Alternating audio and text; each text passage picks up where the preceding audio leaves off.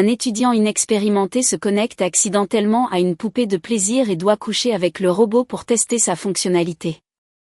Faute de quoi, il se retrouvera avec une dette de 50 millions de dollars. Aussi simple que cela puisse paraître, le fait qu'il soit vierge et qu'il ait peur des femmes commence à compliquer les choses. Un matin, il trouve près de sa porte d'entrée une grande boîte provenant du laboratoire de Jean-Claude. Après l'avoir transportée dans la maison, la boîte commence à vibrer soudainement et il se demande ce qu'elle peut bien contenir. Il ouvre alors la boîte et, en fouillant soigneusement l'emballage, sa main touche une poitrine de femme. Il malaxe l'objet pour s'en assurer, mais une main lui saisit le poignet.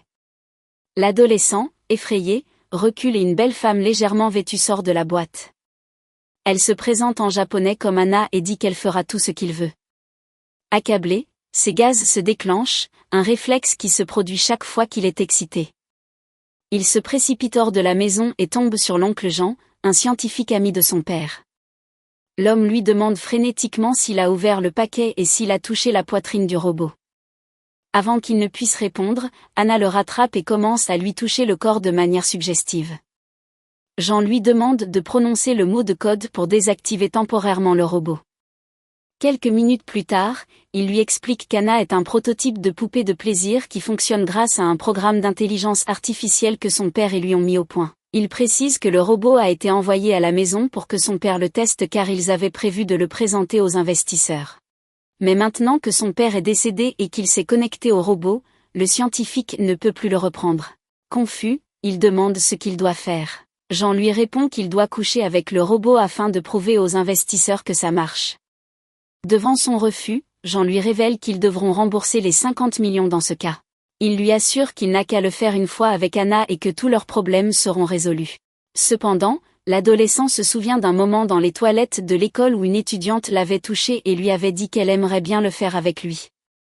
Malheureusement, son réflexe de gaz l'avait fait fuir et 2 camarades de classe se moquaient de lui pour son incapacité à être à la hauteur de la réputation de son père. Jean lui remet le manuel d'utilisation et lui rappelle de changer la langue en taille pour que la poupée et lui puissent communiquer. En partant, l'homme consulte sa tablette et voit l'adolescent en train de lire le manuel. Quelques minutes plus tard, il frotte le derrière d'Anna pour accéder à ses paramètres et réussit à changer la langue en taille. Il lui demande combien de batterie il lui reste. Anna lui montre alors la valeur de 95% inscrite à l'intérieur de sa cuisse. Lorsqu'il lui demande si elle peut épuiser son énergie en pratiquant une activité intense, le robot lui répond par l'affirmatif. Il lui ordonne donc d'effectuer plusieurs exercices différents. Soudain, elle affiche qu'elle n'a plus que 5% d'énergie avant de s'éteindre. Il s'approche de la poupée et constate qu'elle est en surchauffe. Il la recouvre ensuite d'une couverture et s'habille pour aller à l'école. Après son départ, Jean se faufile dans la maison pour installer une batterie plus durable dans Anna. Il programme ensuite la poupée pour qu'elle aille chercher H au lycée.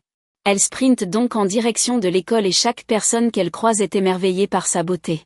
Dans la salle de classe, ses amis Pinguin, Pop et Lisa discutent de leur projet de film. Soudain, Anna entre dans la salle, obligeant l'étudiant embarrassé à la présenter comme sa cousine. Pinguin et Pop, immédiatement séduits, demandent à la femme si elle est actrice ou mannequin tandis que Lisa se demande avec agacement pourquoi il n'a jamais parlé d'Anna alors qu'ils sont amis depuis l'enfance. Il dit qu'il doit rentrer chez lui, Anna lui dit de monter sur son dos et l'emmène chez lui. À la maison, il lui demande comment elle a rechargé sa batterie, Anna répond que Jean a remplacé sa batterie. Lorsqu'il lui demande où se trouve sa batterie, elle commence à déboutonner son chemisier, il lui demande donc d'arrêter. Soudain, Lisa les surprend et dit qu'elle savait qu'elle n'était pas vraiment sa cousine. Anna écarte subitement ses jambes pour leur montrer où se trouve sa batterie, elle explique la situation à son ami qui lui suggère de faire coucher Pop ou Pinguin avec le robot. Cependant, il explique qu'Anna est dotée d'un système de protection septique. Lisa essaie de toucher la poitrine de la poupée mais se fait électriser. Cette nuit-là, Anna dort avec H en calculant qu'il y a 75% de chances pour que cela se produise. Cependant, lorsqu'elle se glisse sous les couvertures pour lui donner du plaisir, son estomac se dérègle encore. Le lendemain, Jean se rend compte qu'il aura besoin d'aide pour encourager H à prendre confiance en lui avec les femmes, il fait donc appel à Sandao, une star du cinéma pour adultes à la retraite pour qu'elle enseigne au fils de leur vieille amie ses compétences mondialement reconnues en matière d'amour. Plus tard dans la journée, Sandow se rend au domicile d'Ash et tous les hommes qu'elle rencontre restent bouche bée sur son passage. Dans le salon, la femme devient émotive en parlant du père défunt d'Ash, elle lui demande alors s'il a toujours des gaz lorsqu'il est excité, ce qu'il confirme. Sandow lui demande alors de répéter des phrases d'affirmation pour l'encourager à ne pas avoir peur d'être avec une femme avant de prendre ses mains et de les placer sur sa poitrine. Soudain, Anna surgit de derrière le canapé et assène un coup de karaté à la femme. Sandow lui dit de l'appeler chaque fois qu'il aura besoin d'un conseil en prenant soin de ne pas la toucher par peur que le robot ne la frappe à nouveau. En partant, elle appelle Jean pour l'informer qu'elle a échoué dans sa mission, c'est alors que Lisa arrive maquillée et vêtue d'un uniforme plus léger. Les amis doivent réaliser un film sur les dangers des activités plaisantes avant le mariage. Plus tard, le groupe se rend chez Ash qui possède déjà l'équipement du studio de son défunt père et il supplie Lisa de ne pas révéler aux autres la vraie nature d'Anna. Devant la porte, ils aperçoivent Sandow dans l'atelier, elle affirme qu'elle ne comprend pas pourquoi il est nécessaire de promouvoir l'absence d'activités agréables avant le mariage. Soudain Ash déclare qu'il devrait probablement mettre fin à la réunion d'aujourd'hui car il a l'impression que les autres ne prennent pas le projet au sérieux. Ce soir-là, Anna l'incite à coucher avec elle mais il ignore ses avances et se concentre sur ses devoirs. Le soir suivant, elle porte une tenue noire avec des lanières en cuir et séduit à nouveau Ash, elle constate ensuite que la probabilité qu'il fasse l'amour est de 88%, si bien qu'il pense qu'il devrait essayer. Cependant son approche agressive le pousse à terminer plus tôt que prévu et il sort embarrassé de la chambre. Le lendemain Pop apporte des boissons à leur réunion de groupe. Plus tard Lisa dit à Ash qu'elle ne se sent pas bien et qu'elle veut s'allonger sur son lit. Ash l'emmène dans sa chambre lorsqu'Anna se lève pour les rejoindre, Pop l'arrête et lui dit de rester. Il explique que Lisa et Ash flirtent toujours lorsqu'ils ont trop bu. Il lui dit qu'elle peut rester avec lui dans la chambre. Lisa épingle Ash sur le lit et commence à déboutonner son chemisier, il lui demande d'arrêter et lui dit qu'ils ne sont que des amis mais elle continue à rapprocher son visage du sien.